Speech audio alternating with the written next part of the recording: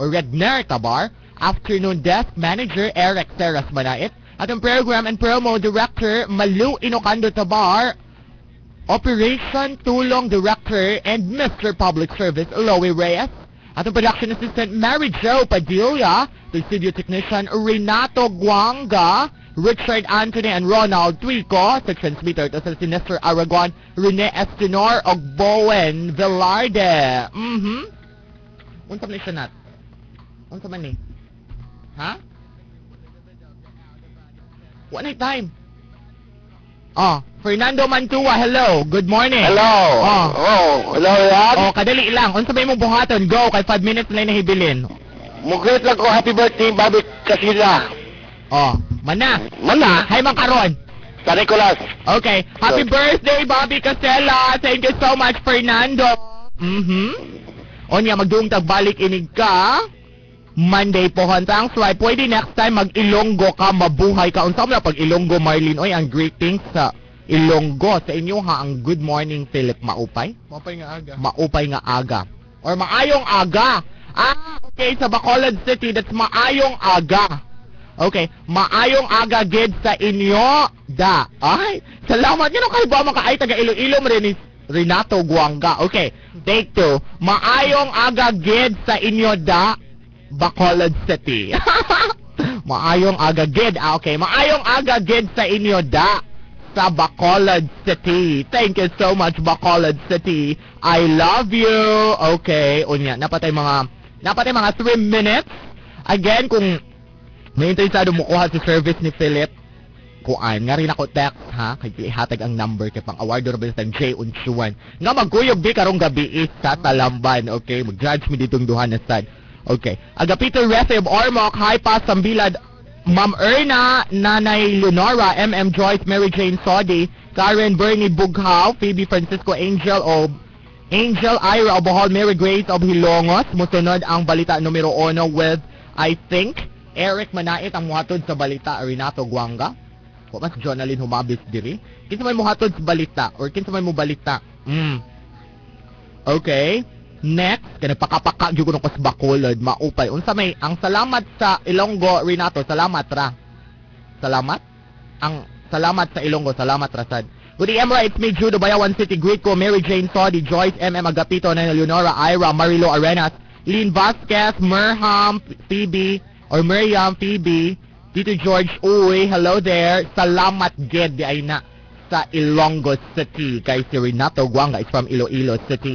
Edward Guyan of Tagbilaran City. Hi to all Ocrayanians. Giuwan ang pista sa Tagbilaran City. Ay, that's Gracia. Don't you worry, Edward. Cedric Corella, Bohol. Good AM to all the listeners of Ocrayan Unlimited. Please greet Ryan, my beautiful cousin. A happy wedding day. Best wishes to Dina or Dina and Jerry. That's today. On your last message, kay what night time, my dear Aquarianians.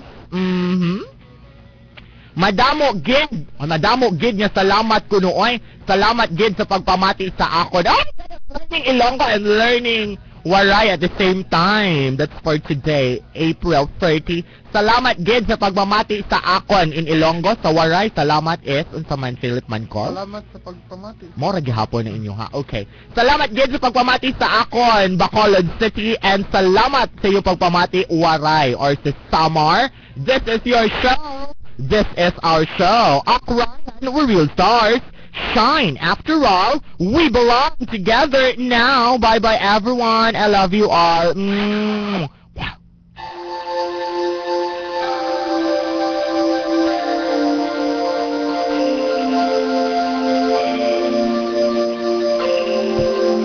Oratio Imperata, mahitungod sa RH Bill.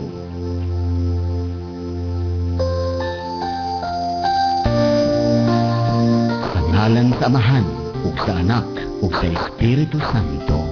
Amen. Maluluyon nga Dios ug Amahan, tinubdan sa tanang kinabuhi. Imong gipadala ang imong anak, aron pag-alim ug pagpasig-ulit sa nasamdang kinaiyahan. Pinaagi sa imong kaalam, tudloi kani ug ang among mga pangulo sa kagamhanan. Karon niining tandugon nga kahintang sa kasaysayan sa among nasod. aron magmugna kami og mga banlaod nga muila sa kabilinhon sa kinabuhi, dungog ug katungod sa tao, subay sa imong Dios nung kabubuton, aron ang tanan nga linalang mupadayag sa imong himaya ug makabot ang kahimpitan sa ngalan sa imong anak nga si Jesucristo, among Ginoo. Amen. Maria Birhen sa Guadalupe sa Sugbo, tigpanalipod sa kinabuhi sudod sa sabakan, iampo mo kami sa ngalan sa Amahan ug sa Anak ug sa Espiritu Santo. Amen.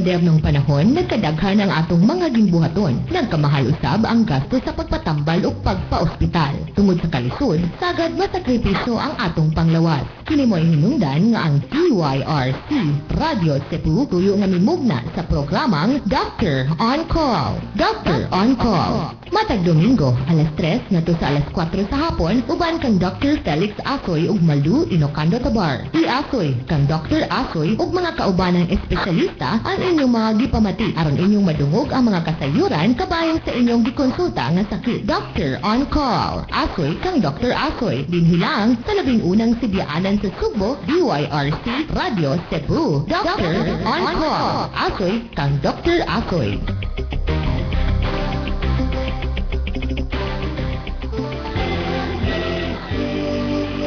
DYRC Radio Cebu, nahimong tipik sa labing dako nga radio network sa tibuok Pilipinas. Ang labing unang sibyaanan dinhi sa Kabisayan ug Mindanao. Ang tinuod nga tingog sa mga Sugbuanon mao'y kaakuhan nga gibatunan ang pag-alagad sa katulingban. DYRC, The Voice of Cebu. 648 sa dial sa inyong mga radyo. Mabati ug makita usab sa www.dyrc-cebu.com. Nagsibya sa kusog nga 10,000 watts. Ang DYRC Radio Cebu, ang labing unang tingog sa Kabisayan, mas gipakusgan o gipalanog. Madunggan usab sa 91.7 Radyo Natin Bogo, 94.9 Radyo Natin Balamban, o 92.1 Gihungan Negros Oriental. DYRC, the voice of Cebu. Oras sa DYRC Cebu, alas 12:06. DYRC, balita, numero 1.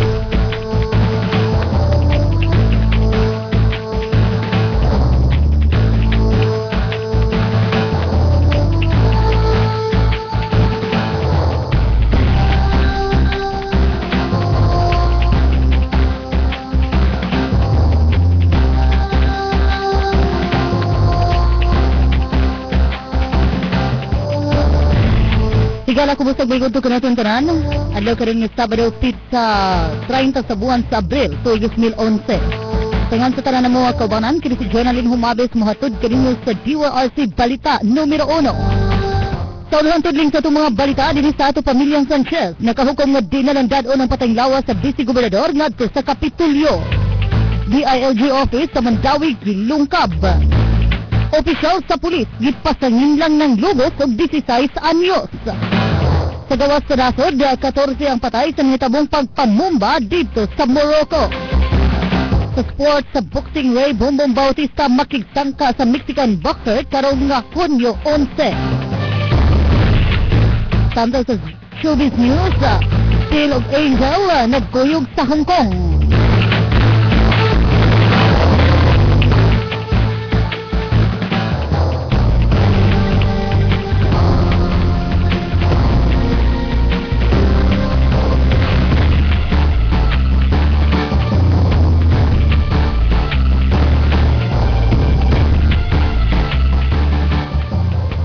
Detalye sa itong mga balita na hukman sa pamilya ni Vice Gobernador Greg Sanchez nga dili nalandado ng hayo sa Vice Gobernador ngadto sa Kapitolyo sa Subo sa dili pa kini ilubong. Si Yuri Sanchez tigpamaba sa pamilyang Sanchez may pahibaw nga ang pamilya dili na gustong mahasol pa katong gustong mutanaw sa patayng lawas sa adto na lang sa Crystal Palace sa Lahog. Matod niya nga welcome ang tanan nga gustong mutanaw sa patayng lawas sa Vice Gobernador bisan pa ang mga kontra nila sa politika. Gipahibaw sa Sanchez nga dunay duha ka pitsa nga gipilian sa paglubong din kining gikatakda nga Mayo 7 o 8 adlong Sabado o bakaha Domingo. Ang Vice Gobernador namatay kagahapon alas 2:46 sa kadlawon gumikan sa stage 4 nga lung cancer.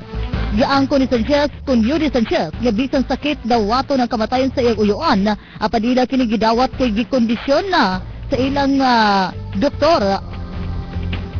O gikondisyon na sila daan sila nga doktor nga dili magdugay ang iyang uyuan. Subay sa maong balita kasamtang ang Vice Gobernador Agnes Magpali, opisyal nga unya nga mulingkod isip Vice Governor sa lalawigan sa Sugbo human motaliwan si Vice Governor Greg Sanchez.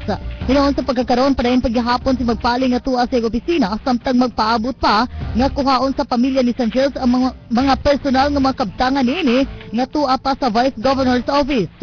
Si Magpali mo automatic successor sa buhatan ni Vice Governor o sa Vice Gobernador subay sa lagda nga nalatid sa Local Government Code of 1991 nga nagsugo nga ang Provincial Board Member nga nakakuha sa labing daghang boto sa miaging pidiliay maoy manununod sa Vice Gobernador. Sa gipagkuha nga sumara sa Comelec Cebu Provincial Office, si Magpali mo ay nakakuha sa labing daghang botos sa tanang mga napiling sakop sa Honta Provincial sa Sugbo sa milabay nga eleksyon.